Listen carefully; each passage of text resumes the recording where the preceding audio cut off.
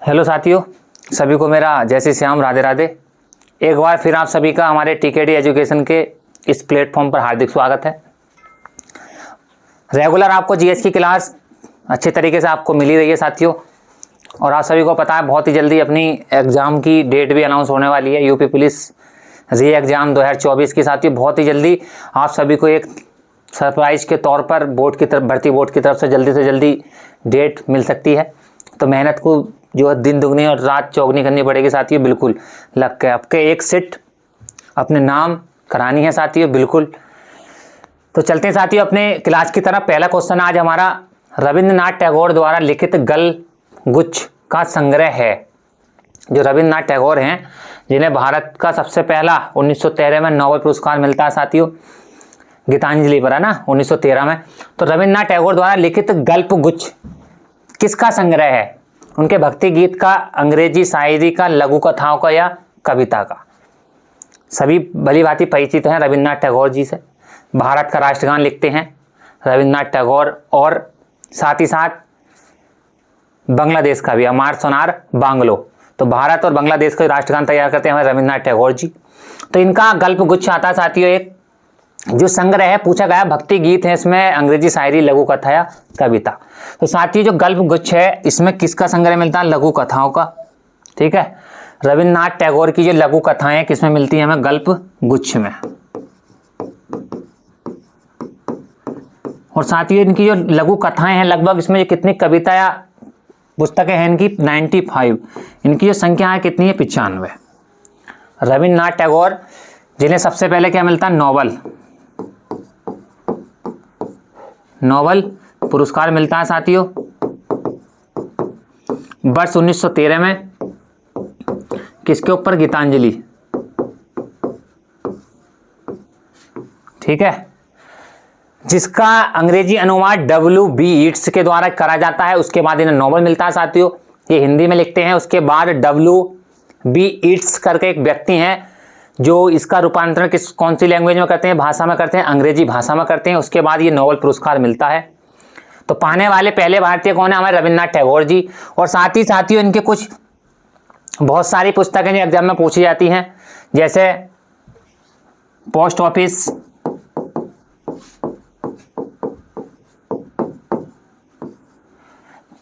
इनकी पुस्तक है, गोरा,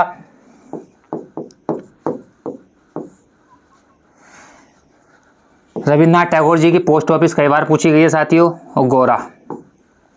ठीक है, और जो इनकी गल्प गुच्छ में आता है, किसका संग्रह आता है? लघु कथाओं का। और नोबेल पाने वाले पहले रविंद्रनाथ टैगोर जी हैं। भारत का राष्ट्रगान भी इन्होंने लिखा है। इसी के साथ चलते हैं साथियों अपने नेक्स्ट क्वेश्चन की तरफ। अगला क्वेश्चन है हमारा, बैडमिंटन वर्ल्ड फेडरेशन का मुख्यालय कहाँ स्थित है? बैडमिंटन वर्ल्ड फेडरेशन का मुख्यालय कहाँ स्थित है? पहला ऑप्शन है सियोल, दूसरा साथियों हमारा बीजिंग, तीसरा कुआलालंपुर, चौथा जकार्ता। बात चलिए साथियों किसकी? बैडमिंटन की। बैडमिंटन वर्ल्ड फेडरेशन का मुख्यालय पूछा गया कहाँ स्थित है, तो कहाँ है साथियों? मलेशिया के कुआलालंपुर में। कहाँ है? कुआलालंपुर, जो कहाँ पड़ता है साथियों? मलेशिया। ठीक है, और साथ ही साथ साथियों मलेशिया और इंडोनेशिया, इनका राष्ट्रीय खेल भी क्या है? मलेशिया का राष्ट्रीय खेल भी क्या है? बैडमिंटन। बात करें मलेशिया की और प्लस इंडोनेशिया, तो इन दोनों के जो राष्ट्रीय खेल हैं साथियों क्या है? हमारे बैडमिंटन। ठीक है, बैडमिंटन वर्ल्ड फेडरेशन का जो मुख्यालय कहाँ है? हमारा कुआलालंपुर में है, जो कहाँ पड़ता है? मलेशिया में। मलेशिया और इंडोनेशिया का दोनों का राष्ट्रीय खेल कौन सा हमारा? तो साथियों क्या है? बैडमिंटन। और बात करें बैडमिंटन वर्ल्ड फेडरेशन साथियों, इसकी स्थापना कब की जाती है? वर्ष 1934 में इसकी स्थापना होती है। वर्ष 1934। 9 सदस्य देशों के साथ, 9 सदस्य देशों के साथ। ठीक है साथियों, बैडमिंटन वर्ल्ड फेडरेशन का जो मुख्यालय कहाँ पड़ता है? कुआलालंपुर, मलेशिया में। ठीक है, मलेशिया में पड़ता है इसका मुख्यालय। मलेशिया और इंडोनेशिया दोनों राष्ट्रों के खेल भी क्या? राष्ट्रीय खेल बैडमिंटन। और इसकी स्थापना कब होती है संघ की? 1934 में। 9 सदस्य देशों के साथ। ठीक है, साथ ही जकार्ता की अगर हम बात करें, जकार्ता में एक बहुत ही महत्वपूर्ण पड़ता है हमारा आसियान। क्या? आसियान, दक्षिण पूर्वी राष्ट्रों का संघ। अगर हिंदी में बोले आसियान को, दक्षिण पूर्वी राष्ट्रों का संघ आसियान। आसियान का जो मुख्यालय है, इसका जो मुख्यालय पड़ता है साथियों, कहां पड़ता है? इसका जो मुख्यालय है कहां पड़ता है? आसियान का मुख्यालय हमारा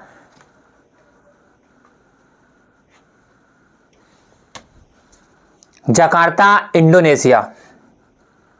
जकार्ता किस देश में पड़ता है साथियों? इंडोनेशिया में। ठीक है, जकार्ता में हमारे आसियान जिसे बोलते हैं हम दक्षिण पूर्वी राष्ट्रों का संघ, उसका मुख्यालय कहां पड़ता है हमारा? आसियान का मुख्यालय कहां पड़ता है? जकार्ता में पड़ता है। जकार्ता कहां पड़ता है साथियों? इंडोनेशिया में। साथ ही इंडोनेशिया भारत का दूसरा दक्षिणी पड़ोसी देश है। इंडोनेशिया साथियों, अगर हम बात करें, इंडोनेशिया अपने भारत का दूसरा दक्षिणी पड़ोसी देश है। पहला देश की बात करें तो श्रीलंका है, और दूसरे देश की बात करें तो इंडोनेशिया है। ठीक है, इंडोनेशिया में सबसे ज्यादा हमारा भारत का दूसरा दक्षिणी देश इंडोनेशिया है। और साथियों, जो हमारा भारत का दक्षिणी पॉइंट है वो भी सबसे ज्यादा किस देश के नजदीक है? तो इंडोनेशिया के। इंडोनेशिया एक मुस्लिम बहुल देश है। देखो, मलेशिया में एक आती है हमारी, जो मलेरिया के लिए दवा बनाते हैं, सिंगोना के वृक्ष से जो मलेरिया की दवाई बनती है, सबसे ज्यादा कहाँ? मलेशिया में, सिंगोना। और सर्वाधिक अगर रबड़ की बात करें एशिया के अंदर, तो इंडोनेशिया देश, जहां रबड़ का उत्पादन होता है। चलते हैं इसी के साथ नेक्स्ट क्वेश्चन की तरफ। और साथियों, सियोल का आप सभी को पता है, सियोल किस देश की राजधानी है? सियोल किस देश की राजधानी है?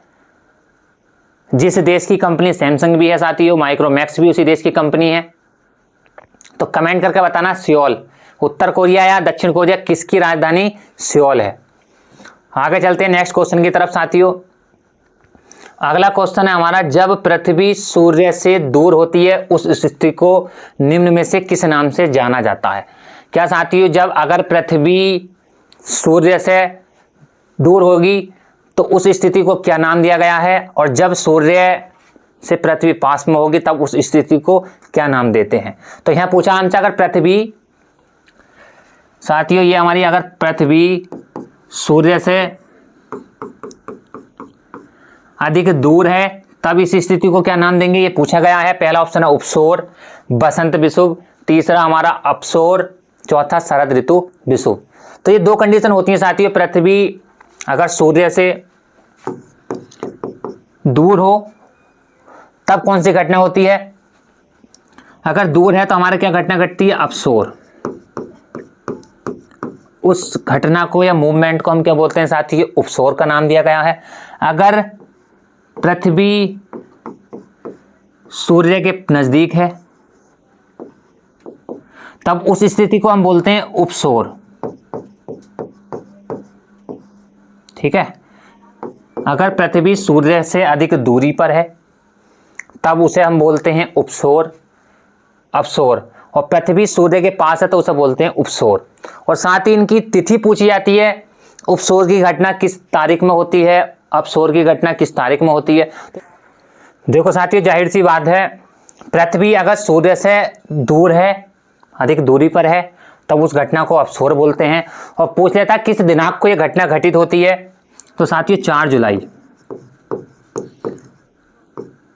पूछेगा पृथ्वी, जब पृथ्वी सूर्य से सबसे दूर होती है तो उस स्थिति को क्या बोलते हैं हम? अपसौर। और किस दिनांक में घटना घटित होती है, तो 4 जुलाई। पृथ्वी से सूर्य के बीच में जो दूरी होती है, यहाँ कितनी होती है साथियों? 15.21 करोड़ किलोमीटर। ठीक है, अपसौर की बात चलिए साथियों, पृथ्वी सूर्य से दूर होगा, पृथ्वी जो है हमारी सूर्य से क्या होगी? दूर होगी, अत्यधिक दूरी पर, तो उस घटना को हम क्या नाम देते हैं? अपसौर।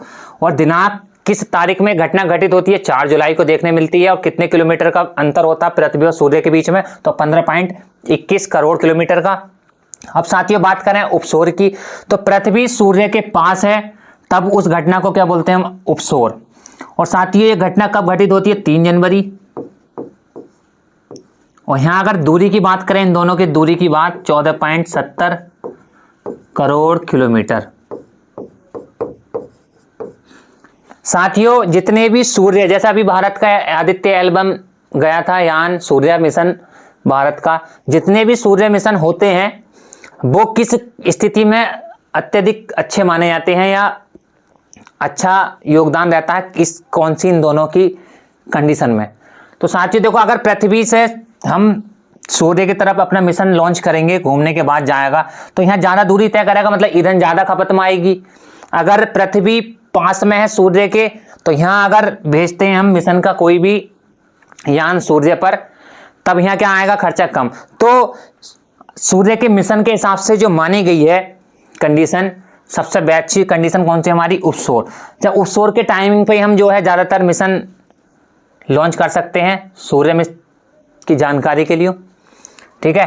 तो अपसोर हमारा 3 जनवरी को उपसोर पृथ्वी सूर्य के अत्यधिक पास होती है, जिसमें अपसोर की बात करें तो पृथ्वी सूर्य से दूर होगी 4 जुलाई। याद करने का तरीका भी है साथियों, क्या 3 जनवरी को मिलन हुआ, 3 जनवरी को मिलन और 4 जुलाई को जुदाई, और 4 जुलाई को क्या हुआ साथियों, विदाई हो गई या जुदाई हो गई। देखो 3 जनवरी को तो पास में आए और 4 जुलाई को दोनों क्या होगा, दूर। 3 जनवरी को मिलन होता है और 4 जुलाई को क्या होती है, जुदाई, मतलब दोनों क्या हो जाते हैं, दूर दूर। तो जहां दूर की कंडीशन आएगी साथियों वहां अपसोर होगा, और जहां पास की कंडीशन आएगी वहां उपसोर होगा। अपसोर 4 जुलाई को और उपसोर 3 जनवरी को। तो ये तो साथियों क्या थी, सूर्य की। और एक चंद्रमा की आती है उपभू और अपभू। अगर पृथ्वी के पास है चांद तो उपभू, और चंद्रमा पृथ्वी से अत्यधिक दूरी पर है तो वो घटना होती है अपभू। तो सेम यही है, उपसोर अपसोर के जैसी, चांद की भी चंद्रमा की, अपभू और उपभू। चंद्रमा पृथ्वी के पास होगा तो हमारा उपभू, और चंद्रमा पृथ्वी से दूर होगा तो अपभू। ठीक है, चलते हैं नेक्स्ट क्वेश्चन की तरफ साथियों। अगला क्वेश्चन है हमारा,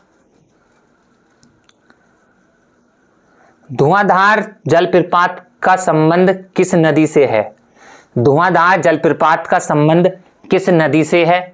पहला ऑप्शन है साथियों हमारा माही नदी, चंबल नदी, ताप्ती नदी, नर्मदा नदी। यह है साथियों हमारी क्या, नर्मदा। थोड़ी टाइपिंग में गलती हो जाती है, नर्मदा नदी। तो बात चलिए धुआंधार जलप्रपात की। साथियों धुआंधार जलप्रपात हमारा किस नदी पर पड़ता है, तो नर्मदा। नर्मदा ना मर्द। अगर साथियों कहते हैं ना, अगर धुआंधार आदमी ना हो तो किस गिनती में आ जाता है, नामर्द की गिनती में आ जाता है। तो याद करने का तरीका भी है, धुआंधार रहना पड़ेगा ताकि दुनिया क्या ना बोले, नामर्द। तो धुआंधार जलप्रपात हमारा किस नदी पर है, नर्मदा नदी पर है साथियों। एक आता है हमारा चुलिया जलप्रपात, क्या, चुलिया। चुलिया जलप्रपात है हमारा चंबल नदी पर साथियों। जो महत्वपूर्ण जलप्रपात है भारत के, पूछ देता है उन्हें कई बार। धुआंधार ऐसा जलप्रपात है साथियों, कई एग्जाम में रिपीटेड है, कई बार लगातार आया हुआ क्वेश्चन है। चुलिया जलप्रपात चंबल नदी, ठीक है। एक आता साथियों, देखो भारत का सबसे बड़ा कुंचिकल जलप्रपात क्या है, भारत का सबसे बड़ा, भारत में बड़ा या भारत में सबसे बड़ा जो जलप्रपात है कौन सा, कुंचिकल जलप्रपात है साथियों। किस नदी पर पड़ता है, बराही नदी पर पड़ता है। और किस राज्य में पड़ता है, तो कर्नाटक, ठीक है। कुंचिकल जलप्रपात 455 मीटर है। पहले जो भारत का सबसे बड़ा था हमारा कौन था, जोग या गरसोप्पा, 255 है ना। अब जो वर्तमान में भारत का सबसे ऊंचा जलप्रपात है वो कौन सा, कुंचिकल है। पहला था हमारा जोग या गरसोप्पा। जलप्रपात शरावती नदी और 255 मीटर इसकी ऊंचाई थी। इससे पहले जो सबसे ऊंचा भारत का जलप्रपात था कौन था, जोग या गरसोप्पा। आगे साथियों बात करें हम नेक्स्ट जलप्रपात की। एक पूछा जाता भारत का न्याग्रा चित्रकूट जलप्रपात बहुत ही महत्वपूर्ण परीक्षा की नहर से साथियों, चित्रकूट जलप्रपात, जिसे हम बोलते हैं भारत का न्यागरा। देखो विश्व में एक जलप्रपात है, कौन सा? न्यागरा, अमेरिका और कनाडा के उस पर पड़ता है न्यागरा जलप्रपात। तो उसकी कैटेगरी भारत का न्यागरा बोला जाता है। किस जलप्रपात को? चित्रकूट जलप्रपात। और किस नदी पर है? तो इंद्रावती, इंद्रावती नदी पर पड़ता है और छत्तीसगढ़ राज्य में।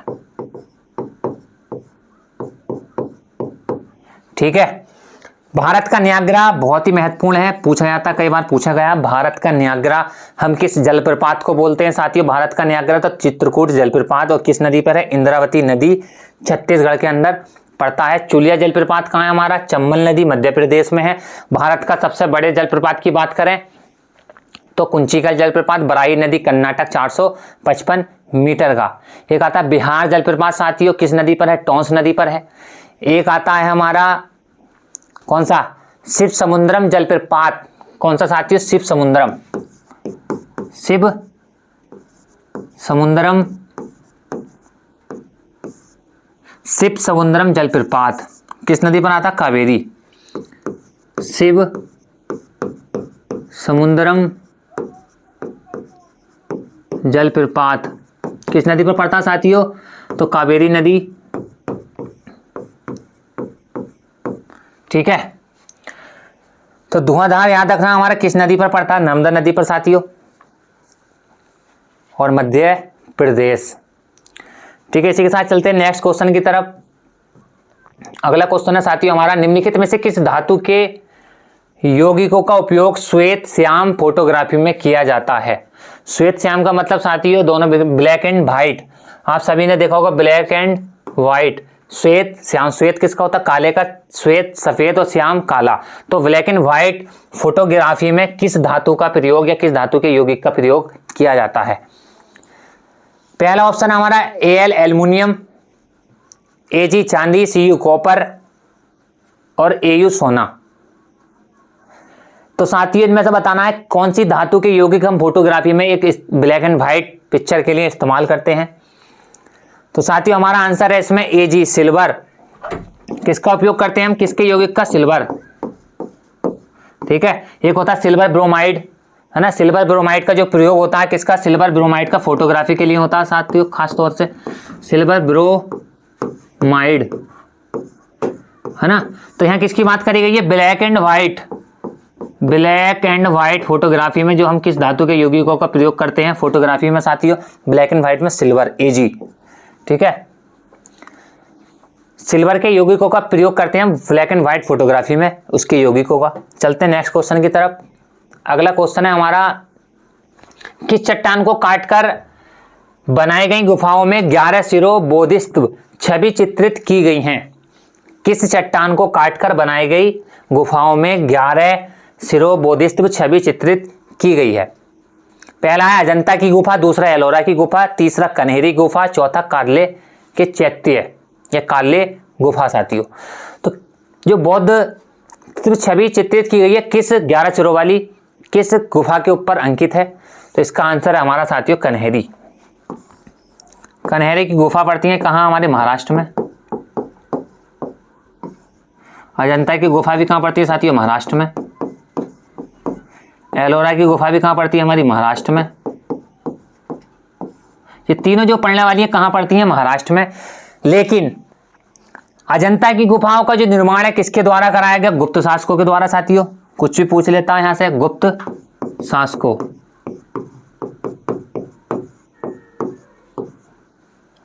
जिसमें गुफा नंबर 16 और 17 एक चित्रकला को दर्शाती है और एक रानी मणिलासन के चित्रित उसमें बनाए गए हैं साथियों। गुफा नंबर 16 अजंता की और 17 जिसमें एक में चित्रकला के बारे में दर्शाया गया साथियों और एक में रानी मणिलासन के चित्रों का वर्णन करा गया है। और साथियों पूछा जाता है क्वेश्चन, मानव द्वारा सबसे पहले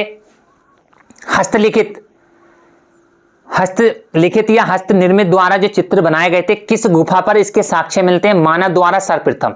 तो साथियों भीमबेटका की गुफा पर मानव द्वारा सबसे पहले निर्मित चित्रों का वर्णन मिलता है। भीमबेटका की गुफा पर ध्यान रखना, भीमबेटका की गुफा पर मानव द्वारा सबसे पहले चित्रकारी के साक्ष्य मिलते हैं, चित्र बनाए जाते हैं। तो किस गुफा पर मिलते हैं? तो भीमबेटका। तो अजंता की गुफा है साथियों कहाँ? महाराष्ट्र में। लेकिन किसके द्वारा निर्माण होता है इसका? गुप्त शासकों के द्वारा। आगे बात करें साथियों हम कन्हेरी की गुफा जो है, इसे बोला जाता है तोड़ोगे इसे कान्हाहेरी। कन्हेरी मतलब कान्हा कृष्ण की गुफा, कृष्ण की गुफा के नाम से भी जानते हैं इसे। और ये जो दोनों हैं ये किसके द्वारा निर्माण होता है? बौद्धों द्वारा, बौद्ध धर्म के द्वारा इन दोनों गुफाओं को क्या होता है साथियों? निर्माण होता है, एलोरा की गुफा और कन्हेरी की गुफा। ठीक है, कन्हेरी का गुफा का मतलब कान्हा की गुफा के नाम से बोलते हैं, काली गुफा के नाम से भी हम इन्हें जानते हैं। और सभी को पता है कान्हा जी के ही सबसे ज्यादा अवतार हुए हैं, 10 अवतार। तो यहाँ 11 सिरों वाली बात करिए कन्हेरी, इसका जो लेकर जाओगे अगर संधि विच्छेद करोगे तो कान्हा की गुफा या काली गुफा के नाम से भी जानते हैं। एक साथियों बहुत महत्वपूर्ण गुफा जो पूछी जाती है, एलिफेंटा, एलिफेंटा गुफा। देखो है किस राज्य में? ये भी कहाँ साथियों? महाराष्ट्र में है। लेकिन जो इसका निर्माण होता है किस वंश के द्वारा होता है? तो वो होता है हमारे राष्ट्रकूट वंश के द्वारा। राष्ट्रकूट वंश के शासकों द्वारा इसका क्या होता है साथियों? निर्माण होता है। ठीक है, ये एलिफेंट गुफा है। एक आता है एलिफेंट दर्रा जो भारत और श्रीलंका के बीच में है। ये क्या है साथियों? एलिफेंटा गुफा। कनेक्ट के बाद चलिए इसके बाद चलते हैं साथियों अपने नेक्स्ट क्वेश्चन की तरफ। अगला क्वेश्चन है हमारा, सुनहरा चावल का उत्पादन लोगों में किसकी कमी को कम कर देता है? मतलब जो है सुनहरा चावल का उत्पादन लोगों में, साथियों चावल की वैरायटी का नाम है सुनहरा चावल, मतलब थोड़ा सा रंग उसका क्या होगा? ब्राउन सफेद है ना, सुनहरा। सुनहरा चावल का उत्पादन लोगों में किसकी कमी को कम कर देता है? क्वेश्चन का कहने का मतलब सीधा सीधा ये है, पहला फॉलिक अम्ल को कम करेगा, दूसरा मैग्नीशियम, तीसरा विटामिन B2 और चौथा है विटामिन A। ठीक है, तो बात करें सुनहरे चावल की, तो सुनहरे चावल का जो उत्पादन भारत में अभी तो फिलहाल कम मात्रा पर इसका उत्पादन है, लेकिन जितना भी है इससे जो मानव के अंदर किस एक अच्छे पोषक तत्व या किस चीज़ की कमी आ जाती है? तो इसके अंदर कमी आती है हमारी विटामिन A की। बहुत सारे साथी हमारे सोच रहे होंगे विटामिन B2 है ना। साथ ही वह चावल धोने के बाद जो विटामिन का क्षय होता है, मतलब क्षरण होता है, कमी आती है, तब आता हमारा विटामिन B2 है ना। चावल धोने के बाद जिस विटामिन का क्षय होता है तो उसमें आता है विटामिन B2। लेकिन यहाँ बात चलिए साथियों किसकी? सुनहरे चावल की। सुनहरे चावल के उत्पादन से जो आदियों में, व्यक्तियों में, विशेष वर्ग समुदायों में जो देखने को मिलती है कमी विटामिन A की मिलती है। और अगर पॉलिश वाला पूछे तो विटामिन, उसे धोने के बाद चावल जब हम बनाते हैं धोने के बाद किस विटामिन का क्षय होता है? तो विटामिन B2। और इसी के साथ साथियों बात करें हम चावल के अंदर, जो चावल धान का दाना होता है उसके अंदर कितने % भूसी होती है? जो धान का कवर के अंदर चावल होता है अंदर, उसमें कितने % भूसी होती है? तो 20% साथी उसमें भूसी होती है। 80% चावल होता है, बाकी 20% क्या होती है? भूसी होती है। ठीक है, विटामिन A आप सभी को पता है, इसका रासायनिक नाम क्या होता है? रेटिनॉल। हरी पत्तियों या हरी सब्जियों, मीट नहीं, अंडा, दूध, जितने भी इन चीज़ों से, हरी भरी चीज़ों से मिलती है क्या? Vitamin A। और ये किसके लिए रिलेटेबल है? तो हमारी आंखों के लिए साथियों, आंखों की रोशनी के लिए मछली, हरी सब्जी, ये विटामिन A। और इसका रासायनिक नाम क्या है? तो रेटिनॉल। आगे चलते हैं इसी के साथ। और चावल उत्पादन में अगर हम बात करें भारत के किस राज्य में सर्वाधिक चावल उत्पादन होता है? तो हमारा पश्चिम बंगाल है साथियों। पश्चिम बंगाल के अंदर सर्वाधिक चावल उत्पादन होता है।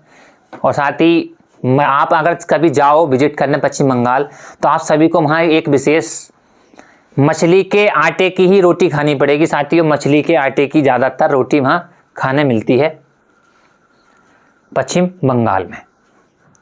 ठीक है, आगे चलते हैं नेक्स्ट क्वेश्चन की तरफ साथियों। अगला क्वेश्चन है हमारा, निम्नलिखित में से कौन सा युग्म सही सुमेलित नहीं है? सही सुमेलित नहीं, आपको छांटना है इसमें से। पहला है तीसरी अनुसूची शपथ या प्रतिज्ञान के रूप में। जो भारत की अनुसूचियों की बात चल रही है साथियों, कितने अनुसूची हैं? तो 12 अनुसूची हैं। ठीक है, पहली अनुसूची की बात नहीं है, इसमें तीसरी अनुसूची पूछा है, इसमें क्या है या इसके अंदर किसका वर्णन है, तो शपथ और प्रतिज्ञान। तो बिल्कुल ठीक बात है, तीसरी अनुसूची हमें किसके बारे में बताती है, शपथ और प्रतिज्ञान के रूप में बताती है। आगे हमारी 10वीं अनुसूची क्या चाहती है, 10वीं अनुसूची दल बदल के आधार पर अयोग्यता के प्रावधान। तो बिल्कुल सही है, 10वीं अनुसूची देखो देश है दल बदल, और इसका याद करने का तरीका है 52वां संविधान संशोधन। तो 5 अगर मल्टीपल 2 करोगे तब भी कितना आएगा 10। तो 10 अनुसूची में 52वां संविधान संशोधन, और किससे संबंधित है, 10 से दल बदल। तो बिल्कुल ठीक है, दल बदल जो आती है हमारे किसकी योग्यता का जो प्रावधान है, कौन सी अनुसूची में, 10वीं में है। 8वीं अनुसूची में बात करें साथियों तो भाषाओं की बात है। 8वीं अनुसूची में बात करें कितनी भाषाएं, तो 22 भाषाओं का इसमें उल्लेख है। आगे है हमारा 9वीं अनुसूची राज्यों की परिषद राज्यसभा में सीटों का आवंटन। तो आप सभी को पता है जो राज्यसभा की सीटों की बात चल रही है कौन सी अनुसूची में आता है, तो हमारी 9वीं में आकर किस अनुसूची में, चौथी अनुसूची में क्या साथियों, हमारे राज्यसभा की सीटों का आवंटन है। तो यही हमारा आंसर है। इसमें जो गलत छांटना था क्या था, 9वीं अनुसूची में क्या नहीं है साथियों, राज्यों की राज्यसभा का सीटों का आवंटन। अभी तो किस में है, तो चौथी अनुसूची में है राज्यसभा की सीटों का आवंटन। ठीक है, 9वीं अनुसूची में साथियों भूमि विस्तार से संबंधित है हमारी 9वीं अनुसूची, है ना। पहली को आप सभी को पता है भारत एक संघराज्यों का देश है। दूसरी हमारी वेतन भत्तों से संबंधित है। तीसरी हमारी साथियों शपथ प्रतिज्ञान से है। चौथी में हमारा राज्यसभा सीटों का आवंटन है। ठीक है, 7वीं में 3 अनुसूचियों का दे रखा है हमें। 8वीं आप सभी के सामने यह है, 10वीं दल बदल, 11वीं ये नगर ग्राम पंचायत से साथियों, फिर 11वीं हमारी नगर पंचायत से आती है ना। तो कितनी है, 11, 12 ग्राम पंचायत और नगर पंचायत। तो कितनी अनुसूचियों की बात चलती है अपने संविधान में साथियों, 12 अनुसूचियों का वर्णन है। ठीक है, इसी के साथ चलते हैं नेक्स्ट क्वेश्चन की तरफ।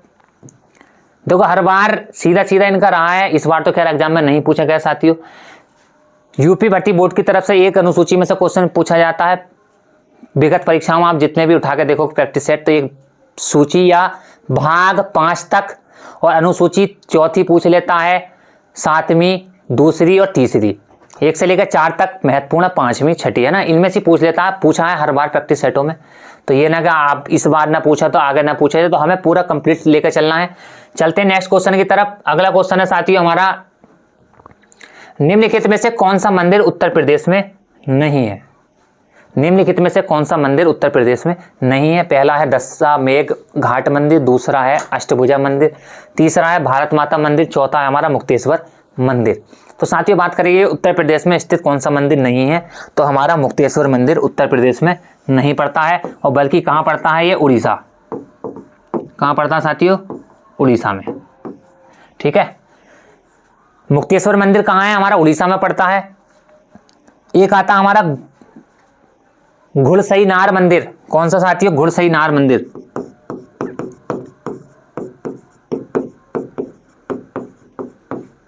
कहां पड़ता है, प्रतापगढ़।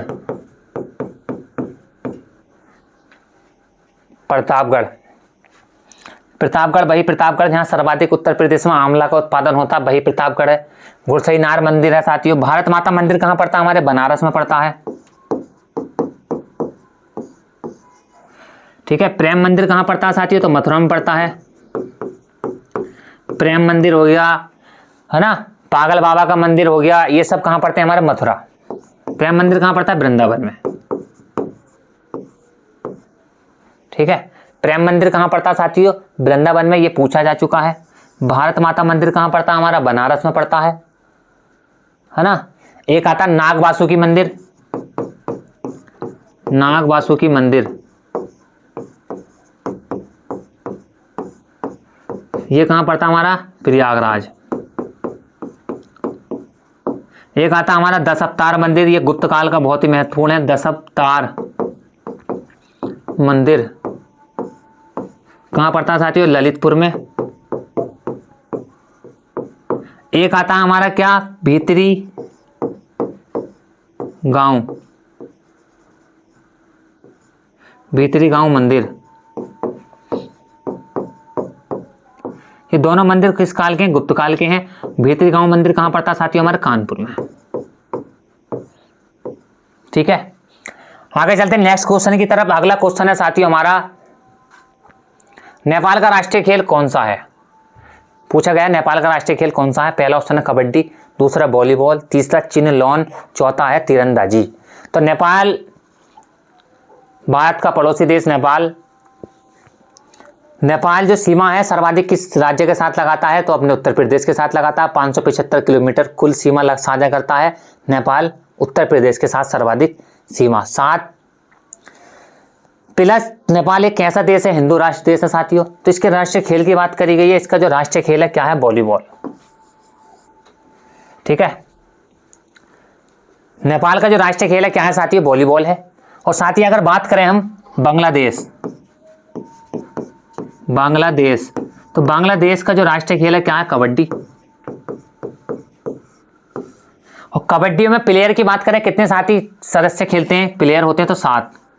ठीक है, कितने सदस्य होते हैं कबड्डी में? 7 खिलाड़ी होते हैं। किस देश का राष्ट्रीय खेल है? बांग्लादेश। पाकिस्तान, भारत, इन दोनों का साथियों क्या है? हॉकी। कहीं कहीं आ जाता फील्ड हॉकी। ठीक है, मलेशिया, इंडोनेशिया के हम बता चुके हैं, उनका राष्ट्रीय खेल क्या है? बैडमिंटन है। रूस की बात करें साथियों तो रूस का फुटबॉल भी है और शतरंज भी राष्ट्रीय खेल है रूस का। चीन की बात करें तो चीन का राष्ट्रीय खेल क्या है? टेबल टेनिस है। और साथ ही भूटान का अगर खेल की बात करें तो हम भूटान का खेल है राष्ट्रीय खेल तीरंदाजी। तीरंदाजी यहाँ का राष्ट्रीय खेल है। प्लस बात करें साथियों हम भूटान तो तीरंदाजी। स्पेन जो आता है, स्पेन का पूछ लेता है सांडो का युद्ध। स्पेन में कौन सा खेल चलता है ज्यादा? सांड युद्ध। ठीक है, तो बांग्लादेश का कबड्डी ध्यान रखना साथियों। हॉकी में आप सभी को पता है कितने खिलाड़ी होते हैं? 11। हॉकी, फुटबॉल और क्रिकेट में कितने खिलाड़ी होते हैं? 11-11। वॉलीबॉल में साथियों कितने खिलाड़ी होते हैं? तो 6। और कबड्डी में कितने खिलाड़ी होते हैं? 7। ठीक है, तो ये थे साथियों आज के हमारे 10 क्वेश्चन आप सभी के बीच में। और ज़्यादा से ज़्यादा कमेंट करें कैसी आपको ये क्लास लगी। सभी को मेरा जय हिंद, नमस्कार।